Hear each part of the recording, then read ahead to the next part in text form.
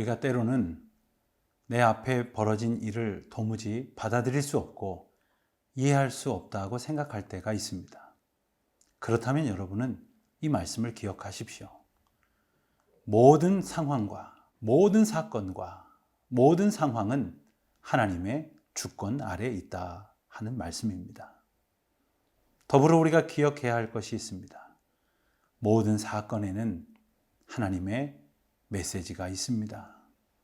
내 마음대로 생각하고 내 마음대로 해석하려는 것이 아니라 지금 이 사건 속에 하나님께서 담겨두신 그 귀한 뜻을 구하는, 그리고 그 귀한 뜻을 찾아감으로 문제의 답을 발견하는 저와 여러분이 되시기를 바랍니다. 오늘은 예레미야 51장 1절로 14절까지의 말씀을 통해서 하나님의 통치의 메시지를 함께 붙들 수 있기를 바랍니다.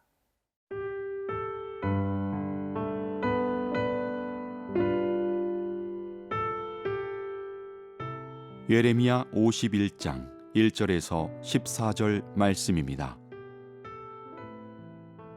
여호와께서 이와 같이 말씀하시되, 보라, 내가 멸망시키는 자의 심령을 부추겨 바벨론을 치고 또 나를 대적하는 자 중에 있는 자를 치되 내가 타국인을 바벨론에 보내어 키질하여 그의 땅을 비게 하리니 재난의 날에 그를 애워싸고 치리로다. 활을 당기는 자를 향하며 갑옷을 입고 일어선 자를 향하여 쏘는 자는 그의 활을 당길 것이라. 그의 장정들을 불쌍히 여기지 말며 그의 군대를 전멸시켜라. 무리가 갈대아 사람의 땅에서 죽임을 당하여 엎드러질 것이요 관통상을 당한 자가 거리에 있으리라. 이스라엘과 유다가 이스라엘의 거룩하신 일을 거역함으로 죄과가 땅에 가득하나 그의 하나님 만군의 여호와에게 버림받은 호라비는 아니니라.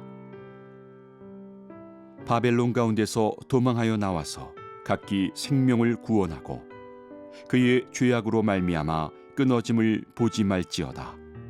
이는 여호와의 보복의 때니 그에게 보복하시리라. 바벨론은 여호와의 손에 잡혀 있어 온 세계가 취하게 하는 금잔이라. 문민족이 그 포도주를 마심으로 미쳤도다. 바벨론이 갑자기 넘어져 파멸되니 이로 말미암아 울라. 그 상처를 위하여 유향을 구하라. 혹 나으리로다.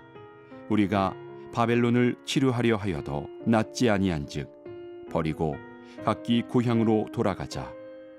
그 화가 하늘에 미쳤고 궁창에 달하였음이로다. 여호와께서 우리 공의를 드러내셨으니 오라. 시온에서 우리 하나님 여호와의 일을 선포하자. 화살을 갈며 둥근 방패를 준비하라.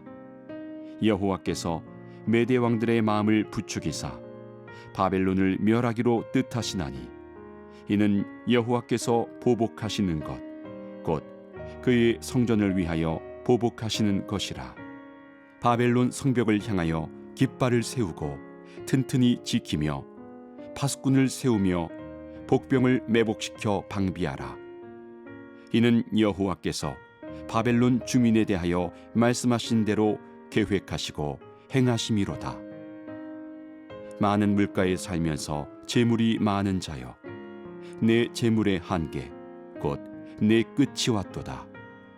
만군의 여호와께서 자기의 목숨을 두고 맹세하시되 내가 진실로 사람을 메뚜기같이 내게 가득하게 하리니 그들이 너를 향하여 환성을 높이리라 하시도다. 바벨론을 향한 하나님의 심판은 무슨 의미를 갖고 있는 것일까요? 한마디로 말하자면 그것은 하나님의 공의를 나타내기 위함입니다. 하나님의 공의. 우리는 저마다 정의롭다고 생각하는 것을 높이 외쳐 주장을 합니다. 그리고 자기의 뜻을 다른 사람들에게 강요합니다. 관철시키려고 합니다. 권력을 가진 것이 곧 정의인 양 생각하게 될 때도 있습니다. 하지만 언제나 우리가 기억해야 할 것이 있습니다. 하나님의 공의, 하나님께서는 이 공의를 나타내시기 위하여 바벨론을 심판하십니다. 징계하시는 하나님, 교만한 바벨론을 무너뜨리시고 모든 백성이 겸손한 삶을 살게 하시는 하나님의 공의를 우리는 기억해야 할 것입니다. 오늘 말씀을 통해서 다시 한번 선포되는 하나님의 주권은 이 모든 사건이 바로 하나님의 다스리심 가운데 있다는 것을 나타내시는 것입니다. 바벨론이 받는 심판, 그로 인하여 회복되어지는 이스라엘 백성들, 이 모든 일이 하나님의 다스리심 가운데에 있다는 것이지요. 3절과 4절의 말씀을 보면 하나님께서는 바벨론을 심판하시는 도구로 사용하시는 침략자들에게 이와 같은 명령을 내리십니다. 활을 당기는 자를 향하여 갑옷을 입고 일어선 자를 향하여 쏘는 자는 그의 활을 당길 것이라. 그의 장정들을 불쌍히 여기지 말며 그의 군대를 진멸시켜라. 남김없이 다 징계하라 하시는 그 말씀이죠. 그로 인하여 풍요로워 보였던 바벨론은 완전히 진멸되어지는 징계를 받게 됩니다. 이스라엘 백성들과 유다 백성들은 어떻게 하면 될까요? 그들은 두려움 가운데 빠져 있었습니다. 바벨론의 통치는 그들에게 가혹한 것이었습니다. 그들은 버림받았다고 생각하고 있었습니다. 그러나 하나님께서는 분명히 말씀하십니다. 내가 너희를 고아와 같이 버려두지 않으리 라고 말씀하셨던 요한복음 14장의 말씀처럼 하나님께서는 그들을 오늘도 살피시고 지키시고 보호하신다는 그 놀라운 사랑의 메시지를 증거하고 계십니다. 5절 말씀에서는 너희들은 버려진 것이 아니라 이렇게 분명히 말씀하시지요. 버려진 것이 아니라고 말씀하셨던 그 말씀은 하나님의 보호하심 가운데 있다고 하는 하나님의 긍휼이 유효하게 이어지고 있다는 말씀이기도 합니다. 그러니 실망하지 말고 좌절하지 말라고 오늘 우리에게 위로하시는 것이죠. 사랑하는 성도 여러분, 얼마나 답답한 나날을 우리가 살고 있습니까? 끝이 보이지 않을 것 같은, 희망이 없을 것 같은 세대를 살아가고 있는 우리에게 주시는 말씀이기도 합니다. 실망하지 마십시오. 좌절하지 마십시오. 낭망하지 마십시오. 우리는 버려진 것이 아닙니다. 하나님의 보호하심 가운데에 우리는 오늘도 살아가고 있습니다. 그 하나님께서 우리를 건지십니다. 도우십니다. 그래서 하나님께서 유다와 이스라엘 백성들을 부르시고 이끄시는 것처럼 오늘 우리를 인도하고 계시다는 사실을 기억하고 그 음성 가운데에 순종하는 우리 모두가 되시기를 바랍니다.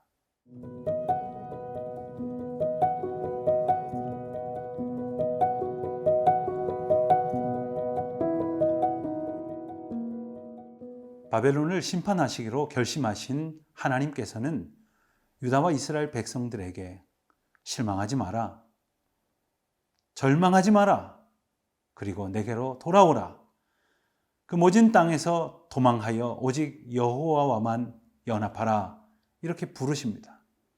그리고 또한 바벨론을 심판하실 도구가 되는 침략자들에게는 분명하게 그들을 진멸하라고 명령하십니다.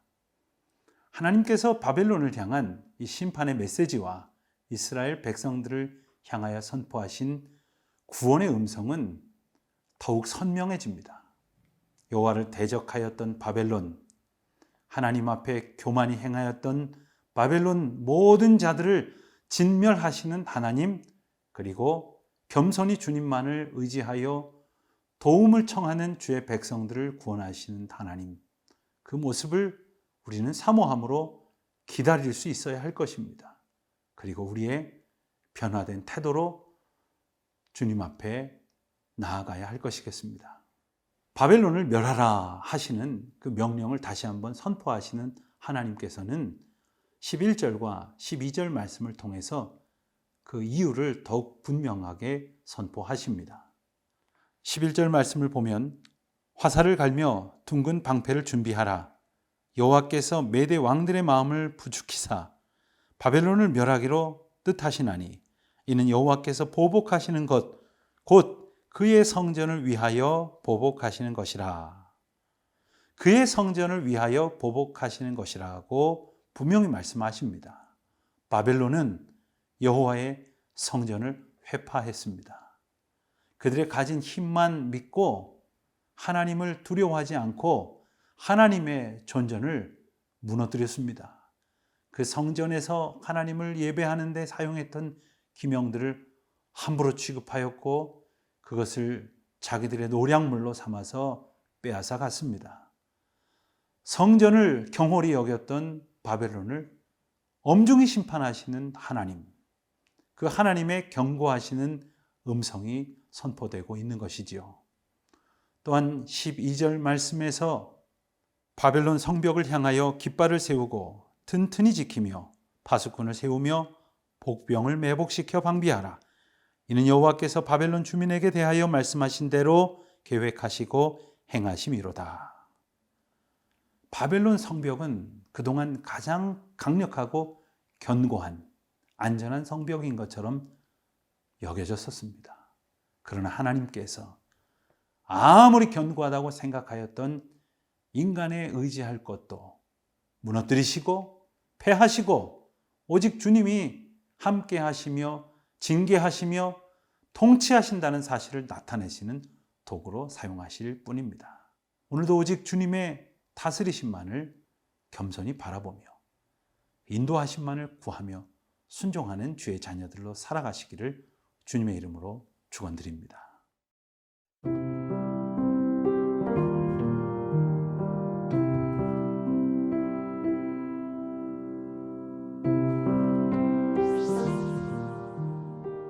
역사의 주관자이신 하나님 아버지, 그 어떤 나라도 어떤 권력도 하나님의 심판 아래에 있음을 고백합니다. 오직 주의 다스리심과 인도하심만을 통하여 우리를 통치하시는 그 권능을 더욱 경외하게 하시옵소서.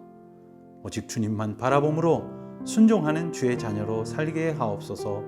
예수님의 이름으로 기도드립니다. 아멘.